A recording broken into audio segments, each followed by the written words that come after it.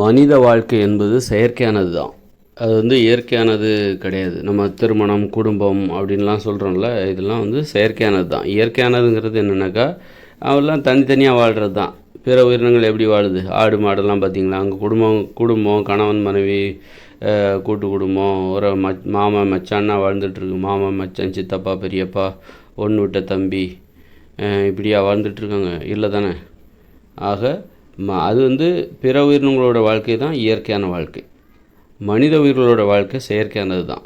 திருமணம், கணவன் மனைவி, காதல், அப்புறம் சித்தப்பா பெரியப்பா பாட்டி இப்படின்னு சொல்லிட்டு இயற்கையில் இருக்கிற அந்த உண்மைகளை அடிப்படையாக கொண்டு ஒரு செயற்கையான ஒரு வாழ்க்கை வாழ்கிறாங்க.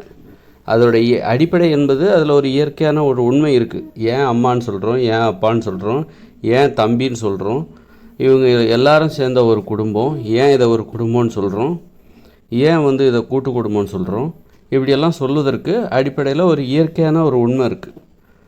ஒரு இயற்கையின் உதவியுடன் இயற்கையை ஆதாரமாகவும் அடிப்படையாகவும் கொண்டு நம்ம ஒரு செயற்கையான ஒரு வாழ்க்கையை அமைச்சுக்கிறோம்.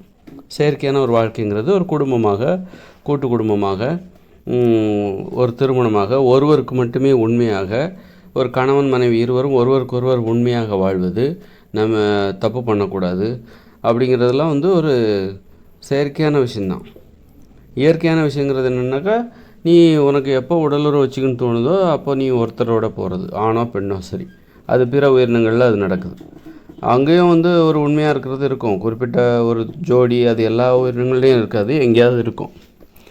ஒரு குடும்பமாக வாழ்வது அப்படிப்பட்ட முயற்சி அங்கேயும் இருக்கும். அதனால் பெரும்பாலும் நம்ம மனித உயிர்கள் வாழ்கிற மாதிரி அவங்க வாழ்வதில்லை. அப்படின்னா பிற உயிரினங்களோட வாழ்க்கை இயற்கையானதுன்னா, நம்ம வாழ்கிறது ஒரு செயற்கையான வாழ்க்கை. செயற்கையான வாழ்க்கையை ஏன் வாழ்கிறோம் அப்படின்னா, அதன் மூலம் நமக்கு ஒரு பாதுகாப்பு கிடைக்குது. இப்படிப்பட்ட ஒரு ஏற்பாட்டின் மூலம் மனித வாழ்க்கை பாதுகாப்பாகவும் எளிதாகவும் மாறுகிறது. முக்கியமாக பாதுகாப்பு அதான் எளிது, இல்லைனா கஷ்டமாக போயிடும். யார் ஒரு குடும்பமாக நம்ம வாழவில்லை, ஒரு விவசாயம் பண்ணலை, ஒரு தோட்டம், இது என்னுடைய தோட்டம், இங்கே நான் விவசாயம் பண்ணுறேன் அப்படின்லாம் இல்லாமல், பிற உயிரினங்கள் எப்படி குரங்கு போகிற போக்கில் மேய்ஞ்சிக்கிட்டே போகுது, உணவை தேடிக்கொண்டே போகிறது வீடு வீடாக, காடுகள் மேடுகள் சொல்லிட்டு பறவைகள் பறந்து தெரிஞ்சு உணவை தேடிக்கொண்டே போதில்லை. அது மாதிரி நம்ம தேடிக்கிட்டே போகணுன்னா நம்ம இன்றைக்கி இருக்கிற ஒரு வாழ்க்கையை வாழ முடியாது. இது ஒரு பாதுகாப்பான வாழ்க்கை, நிலையான இடத்துல வசிக்கிறது. அப்போது தேடிக்கிட்டே போகிறது தான். விவசாயம் பண்ணுறதுலாம் செயற்கையானது தான். உணவை தேடிக்கொண்டே போகணும், அதுதான் இயற்கையானது.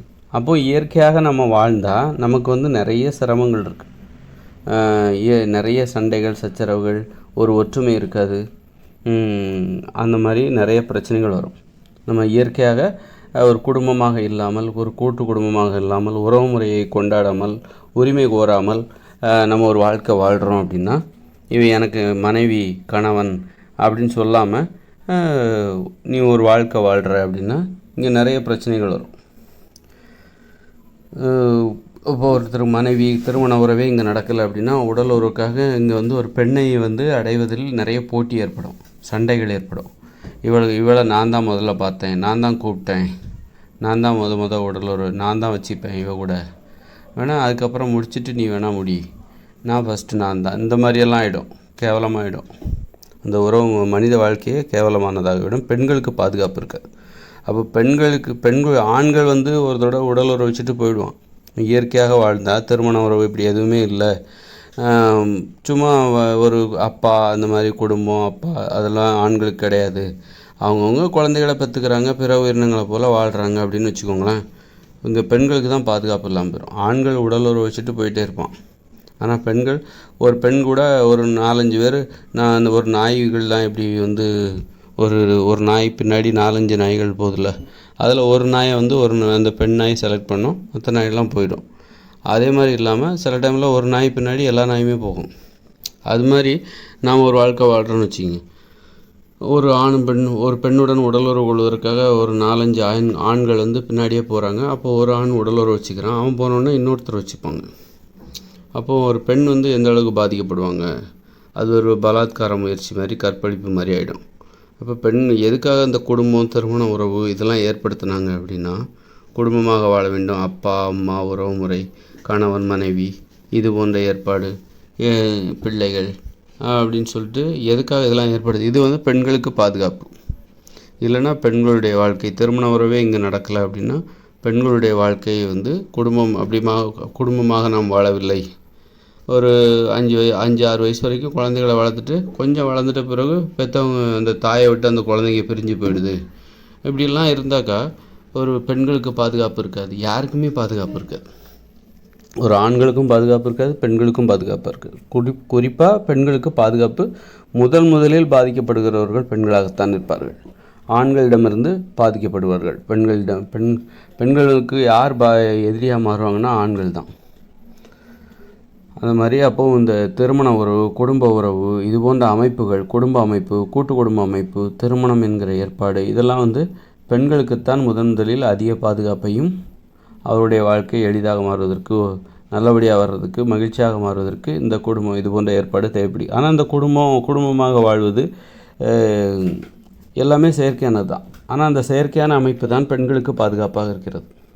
இந்த செயற்கைக்குள்ளே ஒரு இயற்கையான தன்மை இருக்குது. ஏன் வந்து ஒருத்தர் அம்மான்னு சொல்கிறாங்க, அப்பான்னு சொல்கிறாங்க, ஏன் சித்தப்பான்னு சொல்கிறாங்க, ஏன் வந்து தம்பின்னு சொல்கிறாங்க, அண்ணன் ஏன் அக்கான்னு ஏன் இவங்களை சொல்கிறாங்க, பாட்டின்னு ஏன் இவங்களை சொல்கிறாங்க? இதில் ஒரு இயற்கையான உண்மை இருக்குது.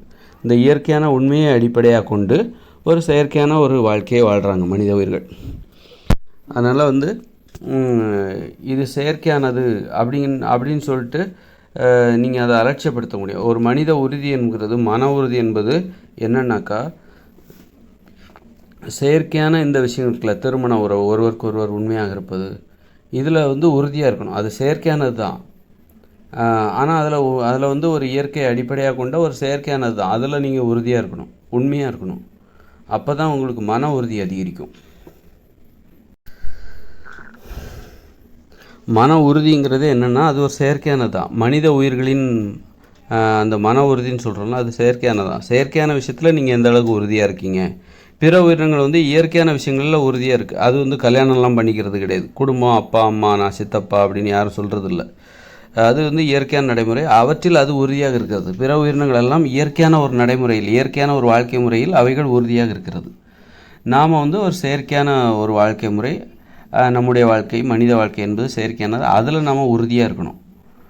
அதில் வந்து நீங்கள் வந்து நடிக்கவும் கூடாது, உறுதியாக இருக்கணும், உண்மையாக இருக்கணும். ஒரு கணவன் மனைவிக்கு உண்மையாக இருக்கணும். அப்போ தான் வந்து அந்த மன உறுதி என்பது செயற்கையான மனித வாழ்க்கை, இயற்கையை அடிப்படையாக கொண்ட ஒரு செயற்கையான வாழ்க்கை முறையில் மனித உயிர்கள் வந்து ஒருவருக்கு ஒருவர் உண்மையாக இருக்க வேண்டும். நட்பாக இருந்தாலும் சரி, காதலாக இருந்தாலும் சரி, கணவன் மனைவி உறவாக இருந்தாலும் சரி, நீங்கள் பழகுகிறவரிடம் உண்மையாகவும் நம்பிக்கையாகவும் பழக வேண்டும். அதில் தான் அந்த உறுதி என்பது கடைபிடிக்கப்படுகிறது. அந்த செயற்கையான விஷயமாக இருந்தால் கூட, மனித வாழ்க்கை என்பது செயற்கையானதாக இருந்தால் கூட நீங்கள் உறுதியாக இருக்கிறீர்கள். உறுதியாக இருப்பது தான் உங்களுடைய மன உறுதியை அதிகரிக்கும். உங்கள் வாழ்க்கையை சிறப்பாக இருக்கணும்னா இந்த மாதிரி செயற்கையான நடைமுறை, இதெல்லாம் செயற்கையான நடைமுறை தான். திருமணம், ஒருவருக்கு ஒருவர் உண்மையாக இருப்பது, இது எல்லாமே செயற்கையானது தான். இந்த செயற்கையான விஷயங்களை அப்போ வந்து ஒரு ரோட்டில் நடந்து போகிறோம், இந்த பக்கம் போகணும், ஒருத்தர் இடையூறு செய்யக்கூடாது, உரிமை இல்லாதவங்ககிட்ட சண்டை போடக்கூடாது. இப்படி செயற்கையான நடைமுறைகள் நம்ம நிறைய உருவாக்கி வச்சுருக்கோம். இது உன்னுடைய விளைநிலம், இது என்னுடைய விளைநிலம், நான் உன்னுடைய விளைநிலத்தில் உள்ள உணவுப் பொருட்களை நான் வந்து திருட மாட்டேன். இதெல்லாம் செயற்கையானது தான். இருப்பதெல்லாம் பொதுவாக இருந்து அவரவர்களுக்கு தேவையான உணவுகளை தேடிக்கொள்வது என்பது இயற்கையானது. ஆனால் நாம் என்ன பண்ணுறோம், இது உன்னுடைய விளைநிலம், இது என்னுடைய விளைநிலம், இது உன்னுடைய மனைவி, இது என்னுடைய மனைவி, இது உன்னுடைய கணவன், இது என்னுடைய கணவன், என்னுடைய காதலன், உன்னுடைய காதலன், இது எல்லாத்தையும் முறைப்படி பதிவு பண்ணும்போது மற்றவங்க யாராவது வந்தோன்னா நம்ம அவங்க மேலே புகார் பண்ணும்போது, இப்போ உன்னுடைய மனைவியை நான் தேடினாலோ, என்னுடைய மனைவியை நீ வந்து கூப்பிட்டாலோ ஒன்று புகார் தெரிவித்தாக்கா முறைப்படி விசாரித்து உனக்கு தண்டனை கொடுப்பாங்க. அது மாதிரி உன்னுடைய கணவனை நான் கூப்பிட்டாலோ, என்னுடைய கணவனை நீ கூப்பிட்டாலோ வந்து முறைப்படி புகார் பண்ணால் அதற்குரிய தண்டனை கொடுக்கப்படும். இது வந்து செயற்கையானது தான். ஆனால் இதில் தான் வந்து இதை வந்து உறுதியாக கடைபிடிக்கணும். இதை வந்து அலட்சியம் காட்டக்கூடாது. இது செயற்கையானது தான், இயற்கையானது கிடையாது.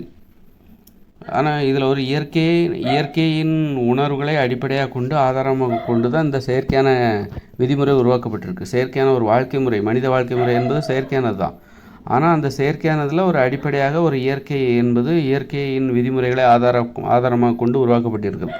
என்றாலும் அது செயற்கையானது என்பதற்காக அதை அலட்சியம் செய்துவிடக்கூடாது. அதுதான் மனித உயிர்களுக்கு பாதுகாப்பாக இருக்கிறது.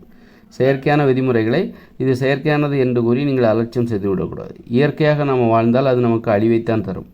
மனித உயிர்கள் வந்து இயற்கையோடு இணைந்து வாழ்ந்தால் இயற்கையான ஒரு வாழ்க்கை. உணவை தேடி அலையணும், நீ யாரையும் சொந்தம் கொண்டாடக்கூடாது, இது என் பொண்டாட்டி, காதலி, என் புருஷன் அப்படின்னு யாரையும் சொந்தம் கொண்டாடக்கூடாது, குடும்பமாக வசிக்கக்கூடாது, உணவை தேடி போயிட்டே இருங்க, நிலையாக ஒரு இடத்துல வசிக்கக்கூடாது, குடிசையெல்லாம் கட்டாமல் அப்படியே ஒரு மரத்தடியில் நைட்டானால் மரத்து மேலே உட்காந்துக்கிட்டு தூங்குறது, அந்த மாதிரி பிற உயிரினங்களைப் போல் நம்ம வாழ்கிறோம் அப்படின்னு வச்சுக்கோங்க. அது நமக்கு அழிவை தான் தரும். கண்டிப்பாக பிற உயிரினங்கள் நம்ம வந்து வேட்டையாடி கொண்டு சாப்பிட்டு விட்டு போயிடும். இன்றைக்கி நம்ம வந்து ஒரு செயற்கையான ஒரு வாழ்க்கை முறை, ஒற்றுமையாக ஒன்று கூடி நம்ம ஒரு செயற்கையான ஒரு வாழ்க்கை முறையை வாழ்ந்து கொண்டிருக்கிறோம். அப்படி இருக்கும்போது நம்ம பாதுகாப்பதில் நம்ம வந்து ரொம்ப வலிமையானவர்களாக நாம் மாறிவிட்டோம். நமது செயற்கையான வாழ்க்கை முறை தான் நம்ம ஒற்றுமையாக இருந்து ஒரு செயற்கையான ஒரு வாழ்க்கை முறையை நாம் உருவாக்குகிறோம். இது உன்னுடைய விவசாய நிலம், இது என்னுடைய விவசாய நிலம், இது உன்னுடைய மனைவி, இது என்னுடைய கணவன், இது உன்னுடைய காதலி, இது என்னுடைய காதலன் இப்படின்னு சொல்லி இதை நீ வந்து யாரும் பண்ணக்கூடாது, ஊர் கூடி ஒன்று கூடி நம்ம முடிவெடுத்து நம்ம வாழ்ந்துகிட்ருக்கோம். அவங்கவுங்க விருப்பப்படி. விருப்பம் என்பது இயற்கை. இதில் வந்து ஒரு திருமண உறவில் எது இயற்கைன்னா விருப்பம். நான் விருப்பப்பட்டு தான் நான் என்னுடைய மனைவின்ட்டு ஒருத்தி வச்சுருக்கேன், என்னுடைய கணவன் ஒருத்தனை சொந்தம் கொண்டாடிட்டுருக்கேன். அது மாதிரி நீ உன்னுடைய மனைவி உன் விருப்பப்படி தான், உன்னுடைய கணவன் அது உன்னுடைய விருப்பப்படி. இந்த விருப்பம் தான் இயற்கையானது. விருப்பம் என்பது எல்லா உயிர்களுக்கும் பொதுவானது. அதை சொந்தம் கொண்டாடுறது இருக்குல்ல, அது சொந்தம் கொண்டாடினா புகார் தெரிவிப்பது, இதெல்லாம் வந்து செயற்கையானது.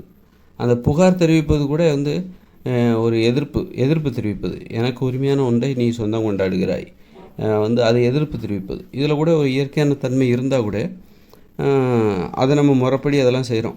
முறைப்படி புகார் தெரிவிப்பது, தண்டனை வாங்கி கொடுப்பது, அந்த மாதிரி ஒரு அற்புதமான ஒரு பாதுகாப்பு நமது செயற்கையான வாழ்க்கை முறைக்கு அற்புதமான பாதுகாப்பு இருக்குது. இதன் மூலம் மனித வாழ்க்கை அமைதியாக ஆகிறது. இப்போ இதன் மூலம்தான் மனித வாழ்க்கை அமைதியாக ஆகிறது. இன்னொன்று நமது மனித வாழ்க்கை செயற்கையானது தான். அதற்காக இயற்கையை புறக்கணித்து விட்டு வாழ்ந்து கொண்டிருக்கக்கூடாது.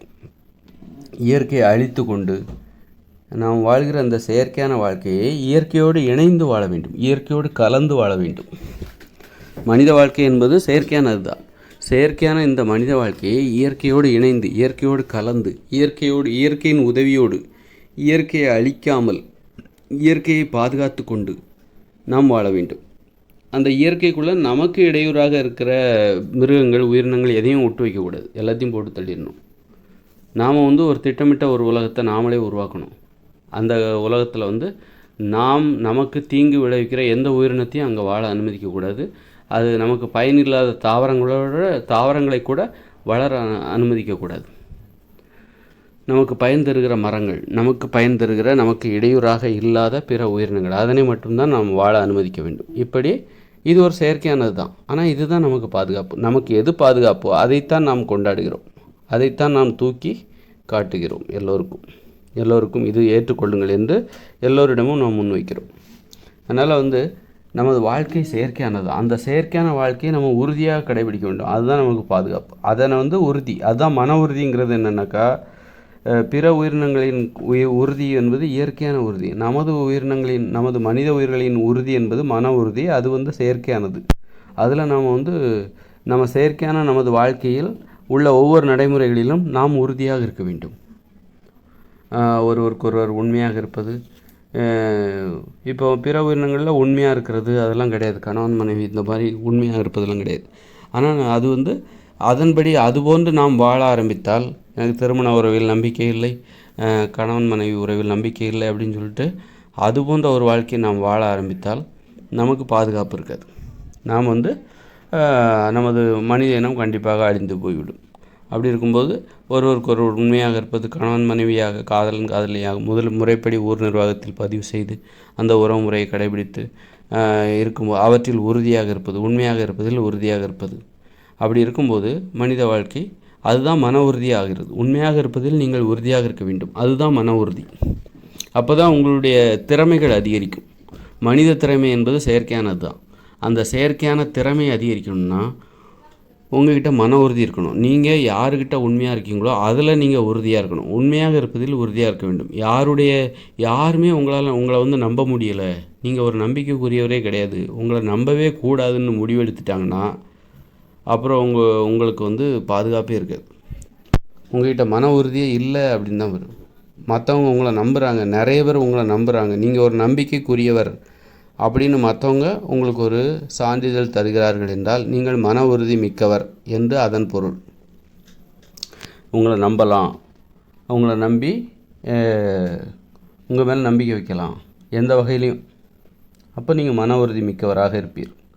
உங்களை நம்பி 1 கோடி ரூபாய் கூட கொடுக்கலாம், பத்திரமா வச்சுருங்க, நான் வந்து 2 நாள் கழித்து வாங்கிக்கிறேன் அப்படின்ட்டு கூட கொடுக்கலாம். அப்படின்னா அந்த நம்பிக்கைக்கு உரியவராக நீங்கள் நடந்து கொள்வீர்களே ஆனால் கண்டிப்பாக நீங்கள் மன உறுதி மிக்கவராகத்தான் இருக்க முடியும். அந்த மாதிரி எனது கணவன் எனக்கு உண்மையாக இருப்பவர், எனது கணவர் எனக்கு துரோகம் செய்ய மாட்டார், அது மாதிரி எனது மனைவி எனக்கு உண்மையாக இருப்பாங்க, நாங்கள் அந்த அளவுக்கு அன்பு செலுத்துகிறோம், அன்பு தான் எங்களது நம்பிக்கைக்கு காரணம், அந்த நம்பிக்கையை காப்பாற்ற நாங்கள் பாடுபடுவோம், உறுதியாக இருப்போம், அதுதான் எங்களுடைய. அப்படி உறுதியாக இருக்கிறாங்கன்னா அதுதான் அவர்களுடைய மன உறுதி. மன உறுதியை வளர்த்து கொள்ளணும்னா உண்மையாக இருப்பதில் உறுதியாக இருக்க வேண்டும். பிடிச்சிருக்கு அதனால தான் அவங்க உண்மையாக இருக்கணும், பிடிக்காத ஒன்றுக்காக உண்மையாக இருக்கக்கூடாது.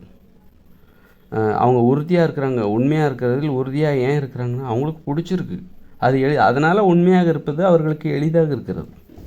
பிடிக்காத ஒருவரிடம் போய் நீங்கள் உண்மையாக இருப்பதற்கு முயற்சி செய்யக்கூடாது, அது வந்து ரொம்ப கஷ்டம். உண்மையாக இருப்பது கூட எளிதாக இருக்க வேண்டும் என்றால் நீங்கள் உங்களுக்கு பிடித்தமானவர்கள் அந்த அளவுக்கு பிடிச்சிருக்கணும். எந்த அளவுக்கு உங்களுக்கு பிடிச்சிருக்கோ ஒருத்தர் அந்த அளவுக்கு நீங்கள் உண்மையாக இருப்பது எளிதாக இருக்கும். கஷ்டமாக நீங்கள் வந்து பிடிக்காத ஒருவரிடம் உண்மையாக இருப்பது முடியவே முடியாத ஒரு செயல்.